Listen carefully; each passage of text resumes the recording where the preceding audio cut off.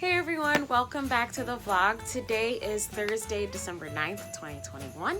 It is 7:48. I have my laptop with me and I'm home. So I had a fantastic day at work, got a lot done, and I finally got started on that job aid that I have been vigorously putting off because it's kind of a bear. But I did start on it today. I had training this afternoon and all around it was a great day. Me and my husband, we actually went out to dinner tonight, which we really don't do that as much as we used to, like since the pandemic. But tonight we went to IHOP and I got a big steak omelet and pancakes, and he got a country skillet, and it was fantastic. And so now I am home, showered, lotioned up, in my PJs and my super cute Mickey Mouse sweater. I got this at Torrid. And I had someone DM me about my Iowa video from yesterday. So the sweatshirt that I was wearing, it was Rugrats. It's like one of my favorites. And I got that actually at Marshalls. I got it at Marshalls for like 20 bucks over the summer. So anyway, enough about that. So what are we going to talk about today? So today we're actually going to do a book review. So I wanted to recap Birthday Girl by Penelope Douglas. This is the third book by her that I have read. This book it's an age gap taboo romance. So this book is the love story of Pike and Jordan. Jordan is a 19-year-old college student who, after being evicted from her apartment due to her not so awesome boyfriend Cole, basically they move in with Cole's dad, Pike, who is a 38-year-old bachelor. He works in construction, and him and Cole actually have a distant relationship. Cole's mother really isn't like the greatest person on the planet, and she kind of got on my nerves quite a bit in the book. Basically, Cole is also 19 as well, and he's at that age where he doesn't really know what he wants to do with his life. All he really does is drink and party and completely ignore Jordan. And Jordan is in college for landscape architecture, and she really just wants to make something of her life. There was a really interesting point in this book where I think it was Pike had asked her what she wanted, and she said that she really didn't care about the big wedding. She wanted everything after that. So she wanted the house and the kids and the husband, and just a good life is basically what she was working for. So basically this is their love story though. So the age part you guys already got, right? The taboo part is the fact that Pike is Jordan's boyfriend's father. This book was a slow burn. When I tell you it was a slow burn, it was a slow burn, okay? I mean, they didn't like the steam didn't start taking it to effect until almost 150 pages into the book. But it was so interesting to read about their dynamic, and also read about how the power shift, right? Between her being so in love with Cole to now, she's starting to really realize that maybe they're with each other for the wrong reasons. There is another underlying issue of why they are together, and a lot of that is because, one of their mutual friends passed away. So it was almost like they were kind of comforting and holding on to each other because they started out as friends and then they eventually started dating. So, and Pike is the typical, in these books, grown, brooding, doesn't think he'll ever find love, the eternal bachelor type deal. But it was actually really awesome to see their relationship develop. And also, Pike is torn because he wants to be there for his son and he wants to mend that relationship, but he also wants Jordan.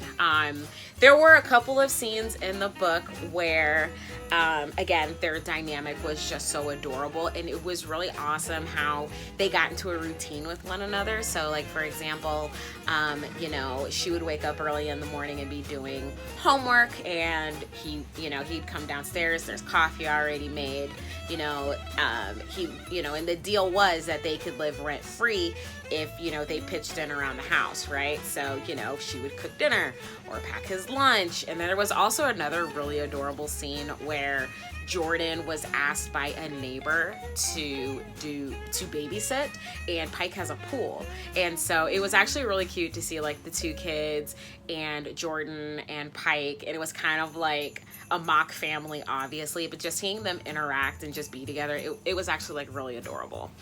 So there is, of course, like a big climactic part in the book, which Penelope Douglas, she does this. The climax is always within like the last 50 to 60 pages of the book.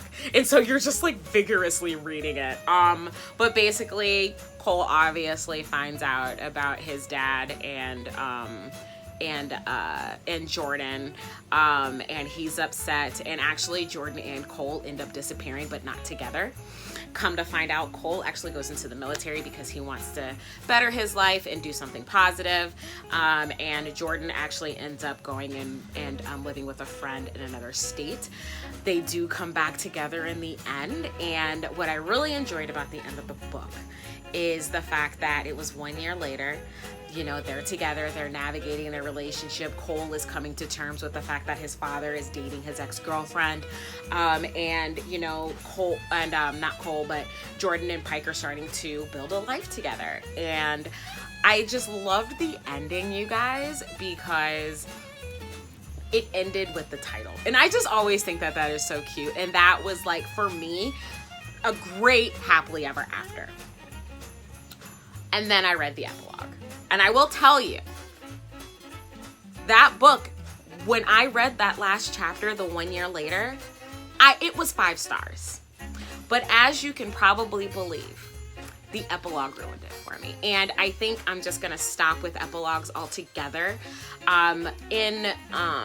So like in the podcast that I listen to, Y'all This Book, they talk a lot about like their pet peeves and things like that. And one of the pet peeves I believe Lisa has is she doesn't like kids in her romance novels.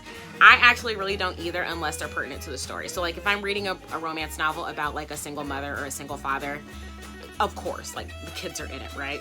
But I really, and I've said this before on this channel, so I'm not gonna like go into it again. I do not like when everything is wrapped up and put a bow on it. I like to just have that illusion myself that they lived happily ever after and Jordan ended up getting all of the things and whatever else. I did not necessarily think that it was necessary, but that is exactly how the book ended. I ended up skimming it. It really wasn't anything that I mean, to be honest, I feel like if you're gonna do an epilogue, the epilogue has to add something that was missing in the book. There was nothing missing in the book. So there you go. So overall, I ended up giving this book 4 stars. Again, epilogue ruined it for me. Do I think that Penelope Douglas is a horrible author? No, I'm definitely gonna read some more of her books. Probably not right now, because I will say in the book prior of hers that I read, Credence, it did end with the epilogue and there was a child, but it made sense with the story, especially considering the 2 primary characters in the book that ended up together, their story, their evolution, because the guy in the book chose to not speak. So it was really awesome to see him learn how to love and also develop and become a man and become a husband and become a father. This sense, I did not need that happily ever after.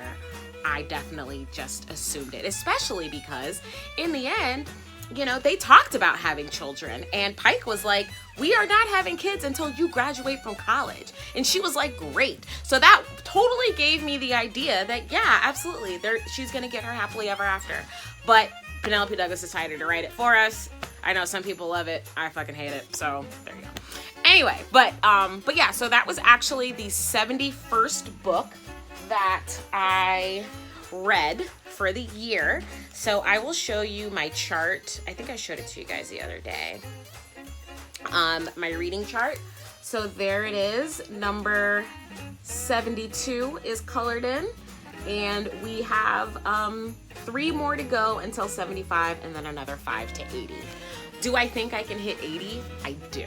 But we're gonna go for 75. The stretch is 80. Anyway, the other thing I wanted to talk to you guys about real quick was just what is on my TBR for this month. So I have a lot of books that I am reading. When I look at my Goodreads, and I've got it up here, I have 8 books that I'm currently reading. So books that I've started and I haven't finished. I do know that one of these on here I'm more than likely going to DNF unless I go and get another copy of it from the library. But of these books, there's only 3 that I most definitely will finish this month. So the first one is Afterburn and Aftershock by Sylvia Dade. I'm listening to that one, and I think I have like 2 hours left. And I listen to everything sped up, so more than likely I can knock that out in an afternoon at work while I'm working on one of my major projects. So more than likely I will finish that one, and when I do, I'll give you a review. The other one is number 3 in the Twisted Mind series by Kendric. It's Twisted Secrets. I am like 15 pages in, and this book I had to put down because I know that like the next time I pick it up, I really just like want to be in one setting so I can finish it. There's a lot happening in this book. Our 2 characters, Aaron and Megan, they're currently like on the run because they're trying to figure out who's trying to kill Megan, and so there's just a lot going on. So I know when I pick that one up, I'm gonna have a cup of coffee with me and some snacks because I'm in for the long haul, and I'm gonna finish that book. The other one that I also am going to more than likely finish on this list is, spoiler alert, by Olivia Dade. This is a book, basically it's kind of like a fake dating situation between Marcus and April. So I'm like a third of the way in, I would say. So I'm probably gonna, when I read for tonight, because I try to read 1 to 2 hours before bed every night, I'm probably gonna try and knock this out. But it's super cute, and I would have finished it, but what usually happens is I get pulled into a direction of reading something else, and well, there you go. So there was that. Another book that I would like to finish by the end of the year is Leaving Time by Jodi Picoult. This is like really bright. Maybe I can. There. So with this book, this is another read along. So I do have the audio with Jodi Picoult's book because they are, I'll show you. They are incredibly dense. So with her books, I actually like to listen and follow along. So this one is probably like gonna be my primary read for next week before I go to bed. But so far, this is a great book. This book is about Jenna. She's a young teen. She's like 14 years old, and she's trying to figure out basically what happened to her mother. She's been told her whole life that her mother died. And so she ends up enlisting a psychic and a detective to figure out if her mother is still alive, and if not, then what happened to her, because her mother, after she disappeared, was never seen again. So really good book, really excited to read that. And I will say also, I do have some other books that I would like to tackle before the end of the year. In no way am I going to tackle all of these books, but I'm gonna try at least, because like I said, I want to finish these books. But from the library, I have A Thorn in the Saddle by Rebekah Weatherspoon. So this is the 3rd book in the Cowboys of California series, and I haven't read the second one, If the Boot Fits, but a friend of mine told me you don't really need to read these in order, and it's not really going to spoil anything, so I would actually really like to read that one. I also have, and one of my other friends, she recommended this one. This is like the best book she's ever read, but Sister Souljah, Coldest Winter Ever. I know this book has been out for like 20 years, but I've never read it, so I would love to dig deep in this and just to really see what it's all about. This one here, You Had Me at Hola by Alexis, Daria. I'm not even sure what this one's about. I think it's about a soap opera star and I think it's kind of like an enemies to lovers, but I have heard really awesome things, and I know that the second book recently came out, so this one's been on my TBR. I finally was able to get it from the library, so this is another one. And then last but not least, I've been trying to read this book. I've wanted to read this book for a really long time, but I just have not gotten to it yet, and that is Boyfriend Material by Alexis Hall. I have heard fantastic things about this book. I do believe it is a queer romance, so I want to read it. I am very excited, and really this is one of those I just need to sit down and just read it. Next couple are books that if I get to them this year, fantastic, but if I don't, I'm not going to beat myself up over it because I have plenty of time. I have Harry Potter and the Half-Blood Prince. So I know you guys, I've heard it all. I have been trying to get through the Harry Potter series for a couple of years now, and the only one that I read this year was Harry Potter and the Order of the Phoenix. I finished that one earlier this year, but this is the next one that I would love to finish. I think, I don't have it bookmarked, but I do think I was at least 100 pages in. So it's really about, you know, just putting this into my routine and reading it, because I would love to get to the Deathly Hallows. I have that one actually in hardback, so very exciting. And then the next two books are by an up-and-coming author. I had the opportunity to meet her, and she is fantastic. She's just a really, really nice, genuine, loving person, and yeah, she's great. So anyway, I have the two books that are now available by Denise Williams. The first one is How to Fail at Flirting, and her newest book, which came out in November, The Fastest Way to Fall. So these books, I do know that at least in this one, The Fastest Way, or How to Fail at Flirting, there are a couple of trigger warnings, but I have heard great things, and like I said, I had the opportunity to meet her, and she's fabulous. So really excited to support an up-and-coming author, and yeah, so I will be sure to link her books as well, so that way you can get them either on Amazon or at her website. So that is all that I have for you guys. Just wanted to give you guys that book review and go through what my December TBR looks like. You know, my bookish planner is on its way, so I kind of told you guys already. I did purchase my very first always fully booked planner by Little Inklings Design. I'm really excited, and it's on its way. It should be here this weekend. So once it is, I will be sure to not only showcase it to you guys, but one of my planner friends, what she does, because this is like the third or fourth year that she actually gets this planner, what she actually does, which is really interesting, is she post-it notes it out to really figure out like what she wants to use in it. So I definitely think I'm gonna do that, is I'm gonna take some post-it notes, put what I want where I want, and figure out like how I'm gonna use all of the pages, and then I will be sure to showcase it to you guys, because I also got some really awesome stickers to go with that planner. But anyway, that is all that I have. Thank you so much for joining me today in this vlog. If you like this video, please make sure that you do give it a thumbs up. And if you haven't subscribed already, we would love to have you. I would love to have you. Just make sure that you do hit subscribe, and then you also hit the notification bell so you're notified when I put up my next video. Vlogs will go up the next day at 9 a.m. So be sure to check those out.